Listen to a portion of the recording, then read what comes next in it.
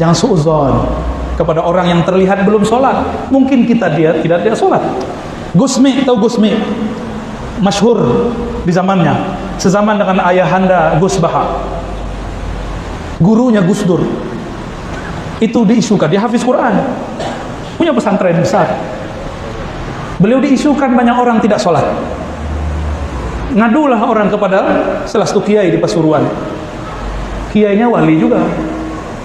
Ini bukan khurafat, ini kiai yang menyaksikan. Dia buka jendela, kamu lihat Gusmi lagi sholat di atas pohon. Dilihat sholat di atas pohon.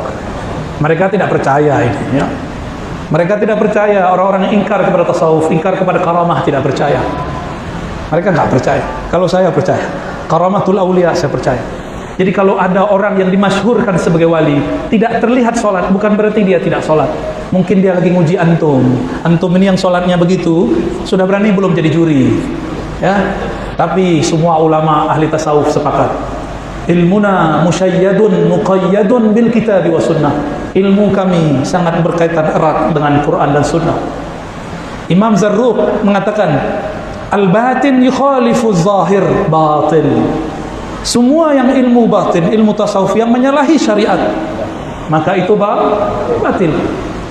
Man a'rafun nas bisyariah, a'rafuhum bisyariah, a'rafuhum bil khilaf. Orang yang paling mengerti syariat adalah yang paling mengerti khilafiyah. Baru tahu satu mazhab, sudah berani bantah mursyid. Ya, baru tahu satu mazhab, satu qaul, sudah berani bantah Habib. Ukur diri, antum baru hijrah berapa tahun? Habib 20 tahun, Habib 40 tahun. Mursyid sudah satu nafasnya bersama Allah Subhanahu wa ta'ala. Saya tidak membela orang tidak sholat. Setahu saya tidak ada wali kecuali dia sholat. Saya pernah suudzon dengan seorang wali, tapi baru suudzon, khatir di kalbu. Apa kata dia pandang saya? Jangan kamu kira saya tidak sholat. Ya salam. Karena saya satu hari satu malam dengan beliau, tidak terlihat beliau sholat. Terbesit di hati. Ternyata kawan saya naik ke lantai 2 sholat subuh, ada beliau di atas. Terus yang di bawah siapa? Jangan-jangan yang kita temui itu bayang-bayang. Itu yang disebut tayyul ard, taksirun nufus. Karena wali itu nur, nurnya satu nur bisa jadi bayang-bayang. Nabi Muhammad sallallahu alaihi wasallam, dengan apa beliau melihat Uwais Al-Qarni? Karena pancaran nur Nabi sampai kepada Uwais. Uwais pun terlihat oleh Nabi.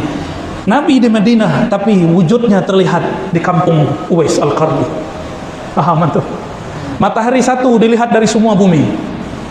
Dia satu, tapi orang melihatnya banyak. Habib Al-Kaf yang baru meninggal, Habib Ja'far Al-Kaf, ya, yang kalau ngomong nggak jelas, Al-Fatihah, ya. Orang yang suul adab bilang Habib apaan ini, ya. Tapi saksi matanya, saya tidak bisa sebut namanya. Buka kamar, ada dia sedang tidur. Kamar satu lagi dia lagi sholat. Buka kamar satu dia lagi zikir. Kalau kurang percaya, baca Al-Hawi Imam Suyuti. Di situ dijelaskan bab tayyul ard, melipat bumi. Itu ada. Dulu Imam Suyuti pun tidak percaya, Ar-Razi pun dulu tidak percaya. Sampai kemudian baca kitab Al-Hafiz Imam As-Suyuti, barulah kita percaya. Dan saya menyaksikan sendiri. Kita salaman di depan rumahnya, pas masuk rumah dia ada lagi. Ya salam. Dulu di Tanah Abang ada wali, masih hidup, cuma saya nggak boleh sebut nama. Dia tidur-tiduran depan masjid. Muridnya masuk, ahli syariat, ahli fikih, baru tahu mazhab zahir, belum tahu mazhab batin.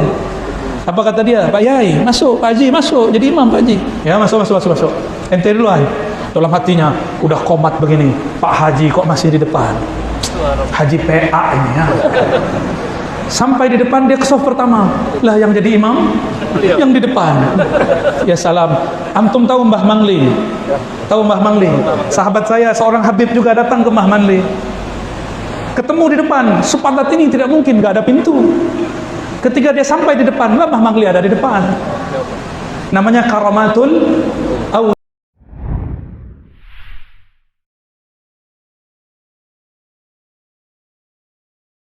Tentang wali-wali Allah, agar kita tidak terpedaya, jangan sampai kita mengangkat wali syaitan menjadi wali Allah Subhanahu wa taala. Atau kita mengangkat seorang yang tidak pantas dikatakan wali, dianggap sebagai wali Allah Subhanahu wa taala. Saya bacakan sebuah perkataan dari Al-Hafidz Ibnu Katsir rahimahullahu taala, salah seorang mufassir ahli tafsir dari mazhab Syafi'i dalam tafsirnya.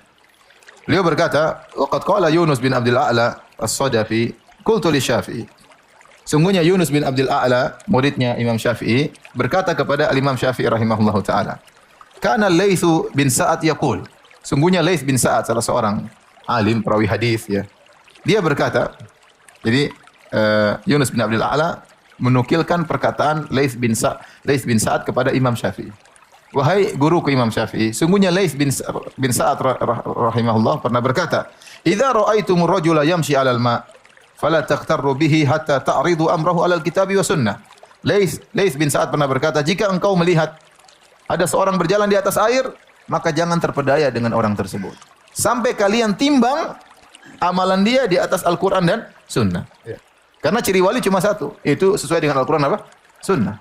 Taat kepada Allah, itulah wali Allah Subhanahu wa taala. Mau dia mau terbang, mau dia apa, mau dia jalan di atas air, kata Laits, jika kalian melihat seorang berjalan di atas air, jangan terpedaya. Cek dulu, ada barometer, Allah kasih barometer yang jelas. Timbang amalan dia hatta ta'ridu amrahu 'alal kitab wa sunnah. Timbang dengan Al-Quran dan sunnah. Faqala Syafi'i, maka Imam Syafi'i rahimahullah berkomentar. Beliau berkata, qassara Laits rahimahullah. Masih kurang Laits, masih kurang. Bal idza ra'aitumur rajula yamshi 'alal ma' wa yatiru fil hawa fala taktaru bihi hatta ta'ridu amra al-kitab was sunnah. Bahkan Laits masih kurang. Bahkan jika kalian melihat bukan cuma berjalan di atas air, bahkan kalian melihat dia terbang di udara. Ya. Maka jangan terpedaya dengannya sampai kalian timbang amalannya dengan Al-Qur'an dan sunnah.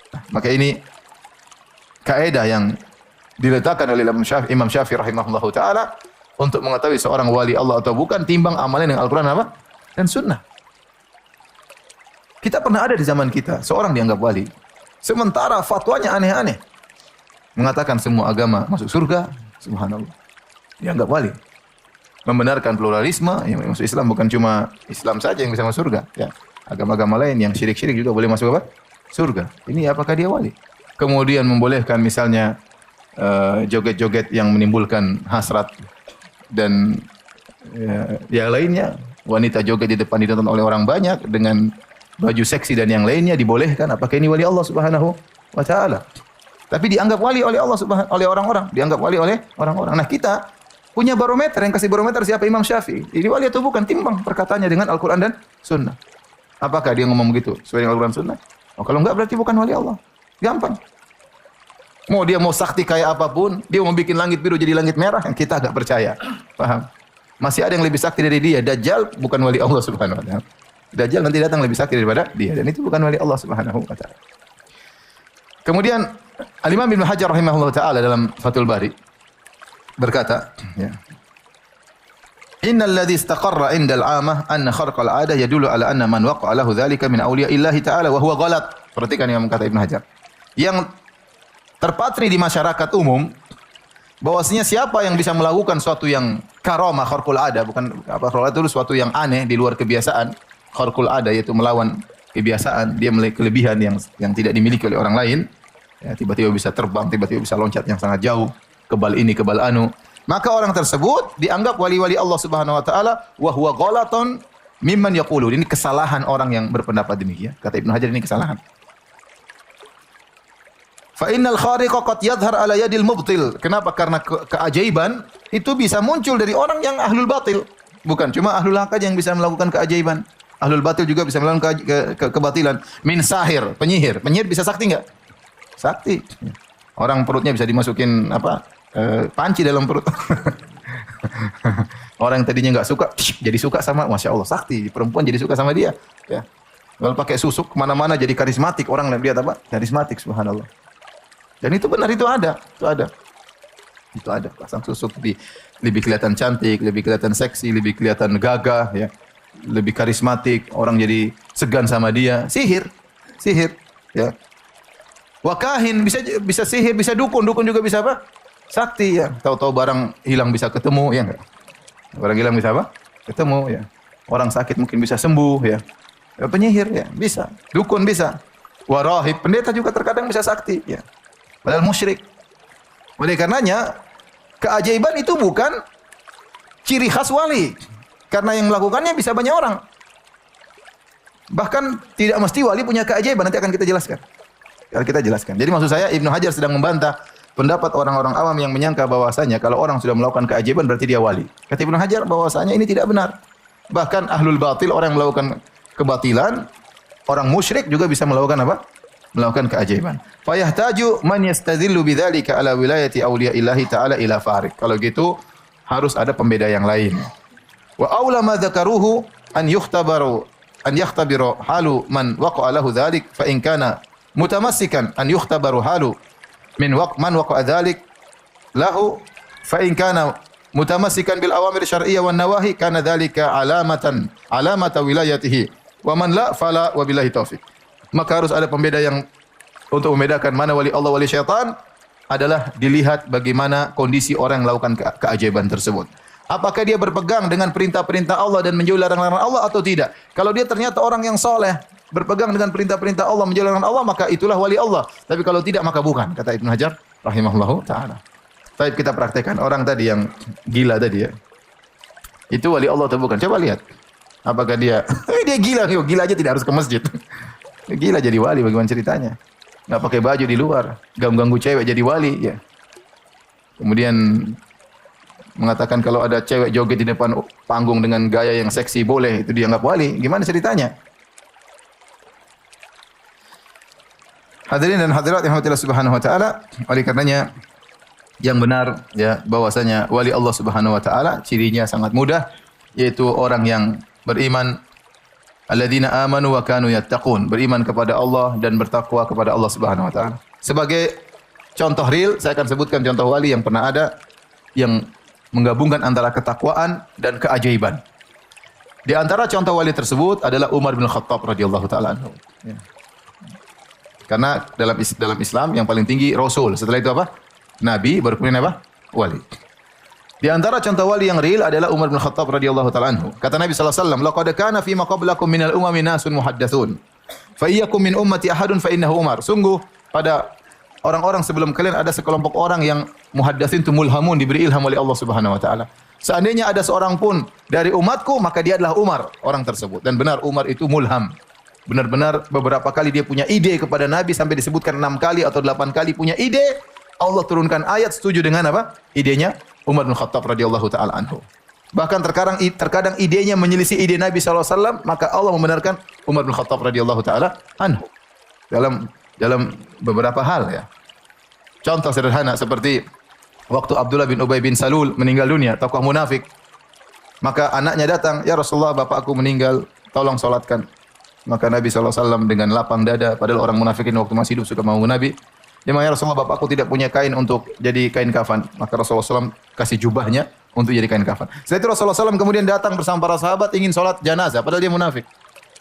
Waktu Nabi mau sholat, Umar tarik Nabi, "Ya Rasulullah, bukankah Allah melarang kita sholat terhadap orang munafik? In tastaghfir lahum aw la tastaghfir lahum, in tastaghfir lahum 70 marratan fala yaghfirullahu lahum." Bukankah Allah mengatakan demikian?